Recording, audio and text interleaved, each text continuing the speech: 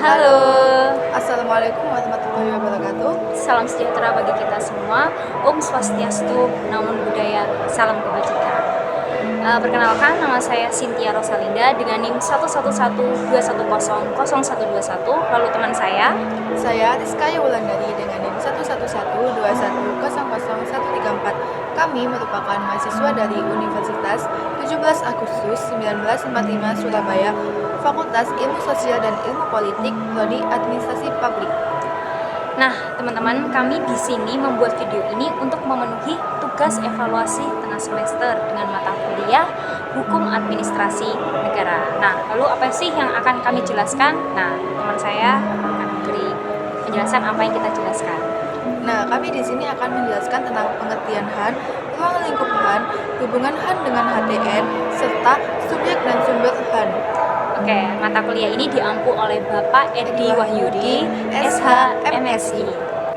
Nah, yang pertama adalah peristilahan dan pengertian hukum administrasi negara. Baik, aku akan menjelaskan administrasi negara dulu. Administrasi negara adalah pengaturan kebijakan yang dilakukan oleh pemerintah atau aparatur negara agar tujuan negara dapat tercapai secara efektif dan efisien. Nah, ada beberapa istilah hukum administrasi negara, yaitu dalam bahasa Belanda, hukum administrasi negara dikenalnya yaitu istilahnya Bestuursrecht.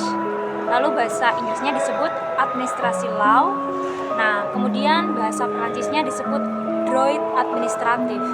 Lalu bahasa Jermannya disebut Verwaltungsrecht.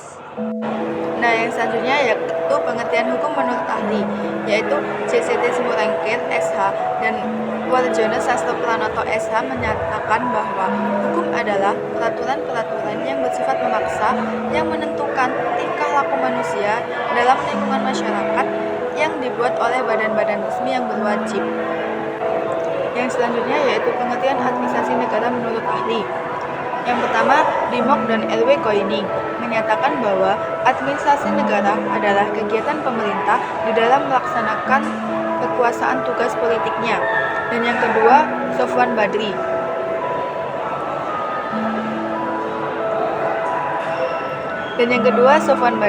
Administrasi negara adalah segala kegiatan aparatur negara atau pemerintah yang semuanya untuk melayani kegiatan publik.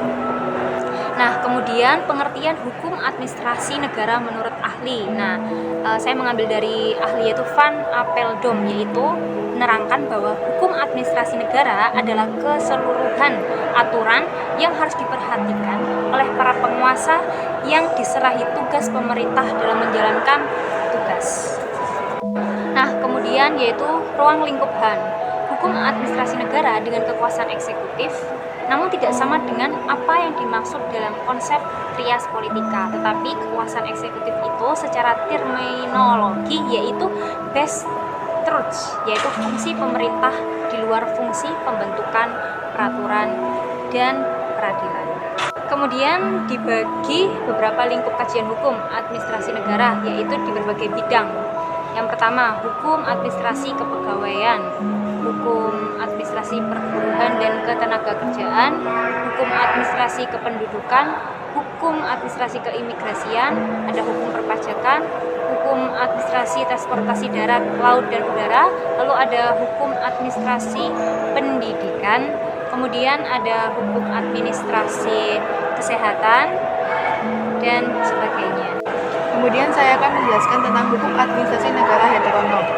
Hukum administrasi negara secara heteronom bersumber pada UUD, TAP MPR, dan undang-undang. Hukum ini mengatur seluk-beluk organisasi dan fungsi administrasi negara dan tidak boleh dilawan, dilanggar, dan tidak boleh diubah oleh administrasi negara. Selanjutnya, hukum administrasi negara otonom. Hukum administrasi negara secara otonom bersumber pada keputusan pemerintah yang bersifat sebagai undang-undang dalam arti luas, jurisprudens, dan teori. Hukum ini merupakan hukum operasional yang diciptakan oleh pemerintah dan administrasi negara itu sendiri. Oleh karena itu, dapat diubah setiap waktu bila perlu dan tidak melanggar asas kepastian hukum dan asas kepentingan hukum. Selanjutnya, hubungan HAN dengan HTN. Hubungan Sedangkan Han dengan HTN ada dua golongan. Golongan pertama menyatakan ada perbedaan yuridis prinsipil, antara lain yang pertama yaitu Oppenheim menyatakan bahwa yang dipersoalkan HTN adalah negara dalam keadaan berhenti, sedangkan Han adalah peraturan-peraturan hukum mengenai negara dalam keadaan bergerak. Yang kedua, von Vollenhoven menyatakan badan-badan kenegaraan memperoleh dari wewenang dari HTN dan badan-badan kenegaraan itu menggunakan wewenangnya harus berdasarkan atau sesuai dengan Han. Yang ketiga, Logeman menyatakan bahwa HTN merupakan suatu pelajaran tentang perhubungan hukum istimewa, sedangkan Han yaitu sifat, bentuk, dan akibat hukum yang timbul karena perbuatan hukum istimewa yang dilakukan oleh pejabat dalam menjalankan tugasnya. Golongan kedua menyatakan tidak ada perbedaan yuridis prinsipil antara lain. Cranenburg menyatakan bahwa HTN fokusnya adalah hukum rangka dasar dari negara sebagai keseluruhan, sedangkan Han fokusnya merupakan bagian khusus dari HTN. Prince mengemukakan bahwa HTN mempelajari hal-hal yang fundamental, merupakan dasar-dasar dari negara dan langsung menyangkut tiap-tiap warga negara. Sedangkan Han menitik beratkan pada hal-hal yang teknis saja, yang hanya penting bagi spesialis. Lalu menurut Prajudi Atmosudirjo menyatakan bahwa HTN fokus perhatian pada konstitusi negara sebagai keseluruhan, sedangkan Han fokus atau titik berat perhatian kita secara khusus kepada administrasi negara. Yang terakhir ada subjek Han. Dapat dikatakan bahwa subjek hukum dalam lapangan Han adalah sebagai berikut. Yang pertama, pegawai negeri. Mereka yang telah memenuhi syarat-syarat yang ditentukan dalam peraturan perundang-undangan yang berlaku, diangkat oleh pejabat yang berwenang dan diserai tugas negara lainnya yang ditetapkan berdasarkan suatu peraturan perundang-undangan dan digaji menurut peraturan perundang-undangan yang berlaku. Yang kedua, jabatan.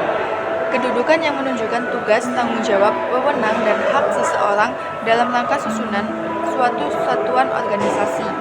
Yang ketiga, jabatan publik, dinas publik, BUMN atau BUMD. Dinas dirumuskan sebagai sekelompok bagian organisasi yang secara khusus mengerjakan suatu tugas fungsional tertentu yang bersifat homogen. BUMN atau BUMD adalah sama kedudukannya dengan jabatan dan dinas, hanya saja ini lebih diarahkan pada tugas-tugas fungsional yang bukan saja menyelenggarakan kepentingan umum, akan tetapi disertai dengan upaya perolehan keuntungan.